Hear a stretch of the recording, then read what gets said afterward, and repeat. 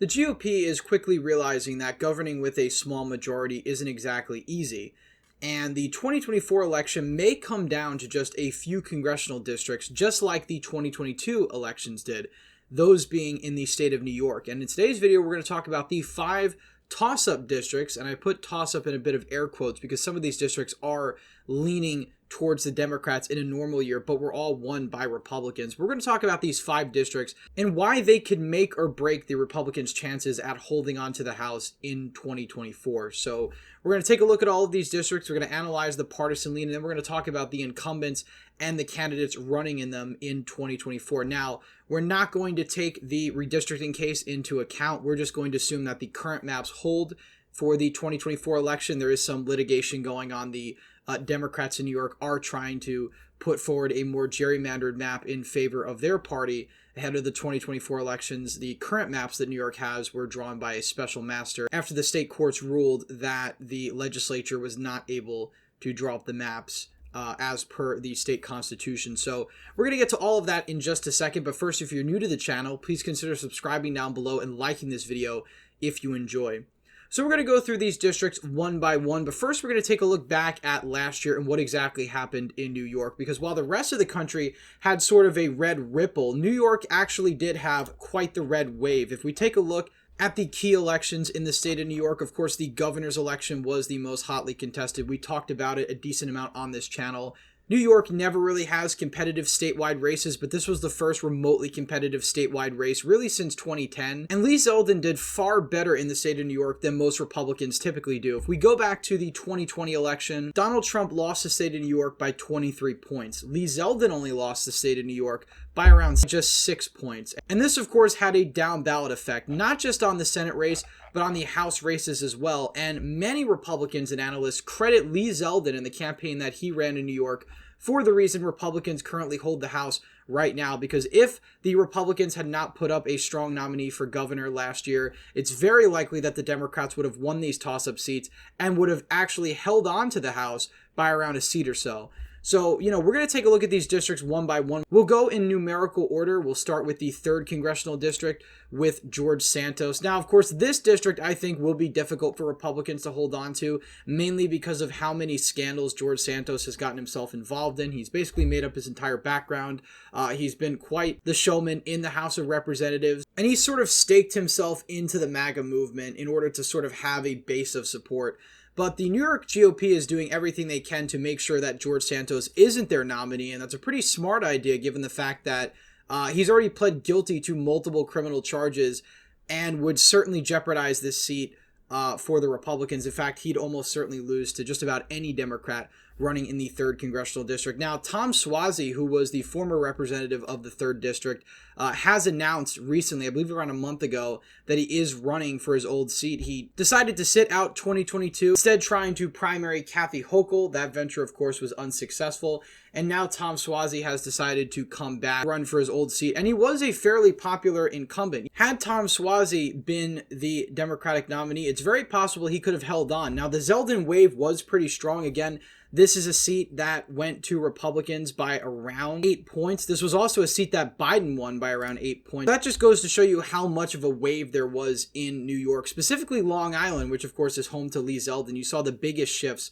from Democrat to Republican, and the 3rd district is just one example. This was a district that Biden won by 8.5. The old 3rd district was a Biden plus 10.5 district, so Republicans did benefit slightly from redistricting in 2022. Now, for the 3rd district, I think it's safe to say, as of right now, this probably would be a Dem pickup. Democrats have a really strong challenger in Tom Suozzi. If George Santos is nominated, he will almost certainly lose by a pretty large margin to Suozzi. But again, I think any Democrat could beat Santos at this point in time. And even if Republicans nominate somebody who's not George Santos, I think you're still going to have them bogged down by Santos's scandal and sort of tied to him. I think any smart Democrat would tie any Republican to Santos, and it would probably be very effective.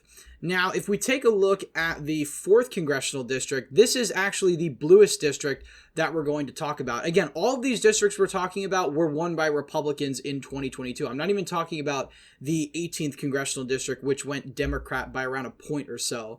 That theoretically could be competitive in 2024, but I'm just here to focus on the seats that Republicans actually currently hold and seats that they need to hold on to if they want the majority in 2024. Again, it's possible they pick up the 18th, but you would need a stronger red wave environment than what we had in 2022, and I think that's very, very unlikely at this point in time. But moving on to the 4th congressional district, this was a district that actually got bluer from redistricting. So the old map had the 4th congressional district as Biden plus 12.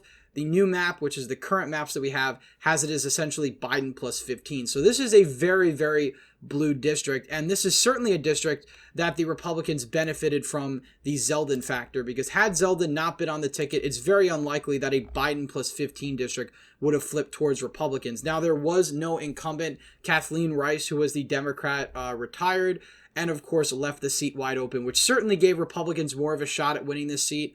Anthony D'Esposito probably won on the Zeldin wave. If we take a look at the 2022 elections and we go down to the congressional district breakdown, which I think is pretty important when analyzing these, the 4th district went to Zeldin by around 6. So Zeldin wins by 6, D'Esposito wins by 4. The 3rd congressional district, which we just talked about, Zeldin won by around 12 points. The Republicans won by 8. So the House Republicans underperformed Zeldin by around 3 points, give or take, in a lot of these seats. Now, Zeldin's performance was pretty exceptional because out of the 26 congressional districts in New York, he won 12 of them. Kathy Hochul only won 14, which again is a really poor performance for a Democrat, especially when you take a look at the 2020 election where you had Democrats winning by 23 points. Hochul wins by around 6 and barely holds on to congressional districts. In the 2020 election, Republicans only held on to 7. Now, these were different maps, but it still goes to show you that Hochul, being such a weak incumbent, really hurt the down ballot Democrats and gave Republicans the House of Representatives. But looking at the 4th congressional district, D'Esposito is doing everything he can in the House to try and win. He's a much more moderate Republican. You often see him voting along with Democrats on some key pieces of legislation. So he's certainly trying to earn his keep in this very blue district. Now, let's just say for argument's sake, because of the partisanship of this district, that it does end up flipping towards the Democrats. Because let's face it, a Biden plus 15 district, which could potentially be an even better district for Biden in 2024, is going to be extremely strong headwinds for any Republican to go up against, even a popular incumbent. I mean, you'd have to be a Brian Fitzpatrick tier incumbent to survive numbers like that. And Brian Fitzpatrick's district only went to Biden by around 4 or 5 points. So there's a big difference between a Biden plus 4 district and, of course, a district where Biden is winning by around 15 points. Now, again, this is a super hard district for Republicans to hold on, so we'll give it to the Democrats. Moving on up to the 17th district, this is Mike Lawler's district. He defeated incumbent Democrat and DCCC chair Sean Patrick Maloney, and Sean Patrick Maloney had been used to running in districts that were hostile to Democrats. I believe in 2016, his district was a red district, and in 2020, it narrowly went to Joe Biden. So he's always been used to running in very competitive environments. So this is a candidate that was quite seasoned running in competitive races, and often races where he was at a slight disadvantage based on the partisan lean. So the fact that Mike Lawler was able to beat Sean Patrick Maloney just goes to show you how big the red wave in New York actually was. And it's really interesting that Mike Lawler was able to win here in the 17th, but in the 18th congressional district, which arguably is redder, you had the Democratic incumbent win there. So that really goes to show you sort of the candidate quality aspect, the fact that Pat Ryan was a strong Democrat for the 18th district, and of course Mike Lawler was a perfect fit for the 17th district. Now, this district is a Biden plus 10, so it's not quite as blue as the 4th congressional district, but it's still a double-digit Biden district, which means that likely in 2024, if Biden is the nominee against Donald Trump, he's probably going to win this district by double digits, which means Lawler is going to have to outperform pretty massively. And, out of all of the candidates that we talked about, except maybe Santos, Mike Lawler's probably the most well-known. Again, like D'Esposito, he's been trying to moderate himself and sort of get into that more centrist Republican lane to sort of fit his district, because he is running in a blue district. And he really benefited from high support from the Hasidic Jew population of Rockland County. It also happens to be his home county. And just again, the Zeldin wave has really an impact on all of these districts. So looking on to 2024, this is another district that's going to be very hard for Republicans to hold on to. We could put it in the toss-up category for now, since I think Lawler is definitely a very, very strong incumbent. But if we're being honest, this is a district that probably leans very slightly in the Democrats' direction. Moving on up to the 19th Congressional District. This is Mark Molinaro's district. He actually lost in the special election under, I believe, these same lines in the summer of 2022. He ran again. He won very narrowly against his Democratic opponent. I believe he won by less than 2 percentage points. Now, this district actually got bluer since redistricting. So it was a Biden plus 1.5 district. It became a Biden plus 4.7. So it moved about 3 points to the left.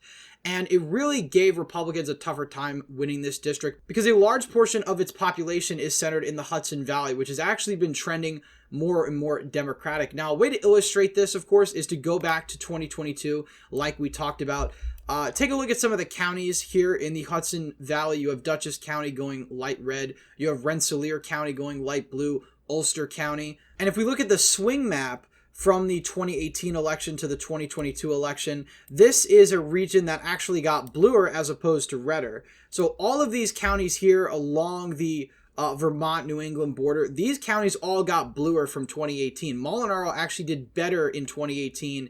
Again, a blue wave year nationally in these counties than the Republicans did in 2022. Zeldin did better all across the rest of New York, especially Long Island and New York City, but the Hudson Valley was certainly his weakest area, and that's probably one of the reasons why Mark Molinaro struggled to win this district in 2022. Again, many people saw him, including myself, as a pretty strong candidate, especially given his strong showing upstate back in 2018, but a factor that I left out, or that I neglected to talk about very much, was the fact that the Hudson Valley was trending left. We saw that in 2018 as well. If we look at the shift from 2016, all of these counties trending nearly double digits towards Joe Biden as opposed to 2016. So this area just in general is trending more blue. So this is also an incredibly hard district for Republicans to hold on to. I mean, Molinaro might just benefit from the fact that he is the incumbent here this time around. Same with Lawler. But again, this is probably the most winnable of the districts, and this is still a Biden plus 4 district, likely to be maybe a Biden plus 6 or 7 district in 2024. So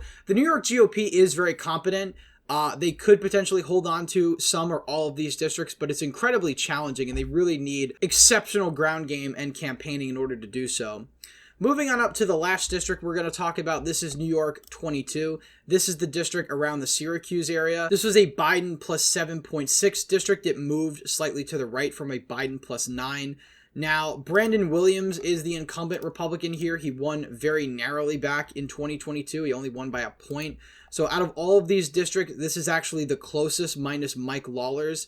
Long Island, again, you can really just see the Zeldin effect with some of these margins. Again, a Biden plus 15 district going to a Republican by 4, yet a Biden plus 7 district only going for a Republican by 1 point. So that also goes to show you that the red wave in New York really was powered by downstate and Long Island. But if we take a look at the breakdown of the 22nd Congressional District, it really all depends on how Onondaga County votes, because Onondaga County is really the heart of this district, and that, of course, is home to Syracuse. Now, this county has gone red in presidential years. In fact, in 2020, while Joe Biden won this county by 20 percentage points, the incumbent rep, John Katko, was actually able to win here incredibly narrowly. He won by 1.5%. So that's a massive, massive outperformance. Now, John Katko was a more moderate Republican. Brandon Williams has sort of moved himself more into the MAGA sort of Freedom Caucus lane as of late. So we'll see how that works out for him. But John Katko certainly was a force to be reckoned here. And Onondaga County is a county that historically does split ticket pretty massively. Again, you're talking about a Republican that wins here by 1.5 points, and then Joe Biden winning at the top of the ticket by 20. So again, it really all depends on incumbent strength in Onondaga County, and this is a swing county. I believe the county executive here is a Republican. So down ballot, this is still a Republican county, but when you talk about the top of the ticket, Senate races, it's a very, very blue county. So this county does split ticket, and this entire district is really going to rest on how Onondaga County actually votes. Now, if we take a look at how Brandon Williams did here back in 2022, he lost Onondaga County by 12 points. That was still enough to win the district. He won Oneida County 62-38, Madison County 59-41, and a small portion of Oswego County 80-20.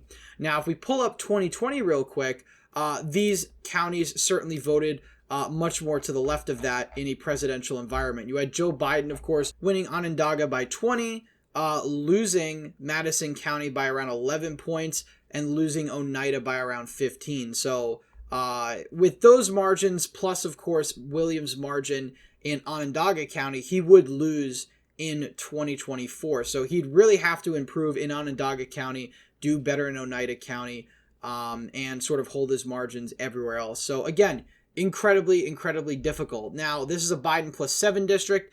It was a Biden plus 9 district when John Katko won by 10, so it certainly can be done. And all of these Republicans we talked about could theoretically win, I think, barring maybe Santos, who I think is really dead on arrival. But all the other Republicans we talked about could theoretically win their districts and outperform down ballot. It wouldn't be the first time. We've seen this in New York in a number of other elections. Of course, you had back in 2014 with the 21st district. This was a district that actually voted for Rob Astorino, and also, I believe, voted for Mark Molinaro, if I'm not mistaken, yet reelected its Democratic incumbent by 33 points or something like that. So, you know, down ballot overperformances in New York aren't exactly a rare thing. When you have an especially strong incumbent and a weak challenger, it certainly can happen. But this is just to illustrate that for Republicans, it's going to be incredibly difficult to hold on to the House majority. And if we're looking at how I think these districts are likely to go, this would be my current projection at this point in time. I think the Democrats would probably flip 4 districts in New York,